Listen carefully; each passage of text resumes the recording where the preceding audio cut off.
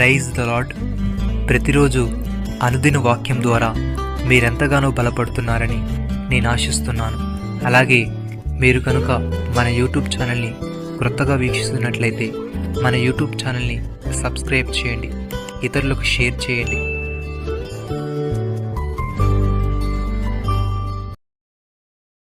మన ప్రభు అయిన యేసుక్రీస్తును తన కుమారుని సహవాసమునకు మిమ్మల్ని పిలిచిన దేవుడు నమ్మదగినవాడు. కొరంథీయులకు రాసిన 1వ పత్రిక 1వ అధ్యాయము 9వ వచనము.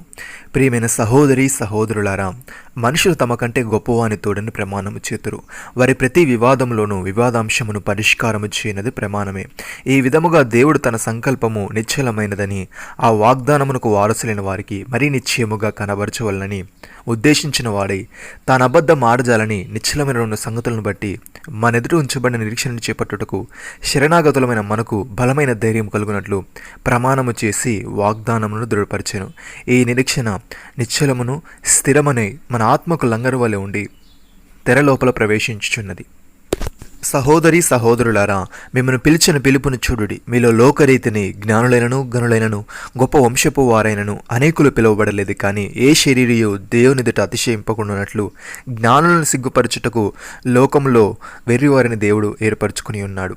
బలవంతులైన వారిని సిగ్గుపరచుటకు లోకంలో బలహీనైన వారిని దేవుడు ఏర్పరచుకుని ఉన్నాడు. ఎన్నికైన వారిని వ్యర్థము చేయుటకు లోకంలో నీచులైన వారిని, తృణీకరింపబడిన వారిని, ఎన్నిక లేని వారిని దేవుడు ఏర్పరచుకుని ఉన్నాడు. అయితే ఆయన మూలముగా మీరు క్రీస్తు యేసునందున్నారు. అతిశయించువాడు ప్రభునందే అతిశయింపవలనని వ్రాయబడినది నెరవేరినట్లు దేవుని మూలముగా ఆయన మనకు జ్ఞానమును, నీతియు, పరిశుద్ధతయు, విమోచనము నాయను. పౌలు భక్తుడి విధంగా అంటున్నాడు, గత కాలమందు దేవునికి దూరస్తులను మీ దుష్క్రియల వలన మీ మనసులో విరోధ భావం గలవారమై ఉండిన మిమ్మను కూడా తన సన్నిధిని పరిశుద్ధులుగాను, నిర్దోషులుగాను, నిరపరాధులుగాను నిలబెట్టుటకు ఆయన మాంసయుక్తమైన దేహమందు మరణం వలన ఇప్పుడు మిమ్మను సమాధానపరచను. పునాది మీద కట్టబడిన వారై స్థిరముగా ఉండి మీరు విన్నటియు, ఆకాశము క్రింద ఉన్న సమస్త సృష్టికి ప్రకటింపబడినటియు, ఈ సువార్త వలన కలుగు నిరీక్షణ నుండి తొలగిపోక విశ్వాసమందు నిలిచి నిడల ఇది మీకు కలుగును. ప్రభు వలన ప్రేమింపబడిన సహోదరులారా, ఆత్మ మిమ్మను పరిశుద్ధపరచుట వలనను మీరు సత్యమును నమ్ముట వలనను రక్షణ పొందుటకు దేవుడు ఆది నుండి మిమ్మను ఏర్పరచుకును గనుక మేము మిమ్మను బట్టి ఎల్లప్పుడూ దేవునికి కృతజ్ఞతాస్తులు చెల్లింపబద్దులమై ఉన్నాము.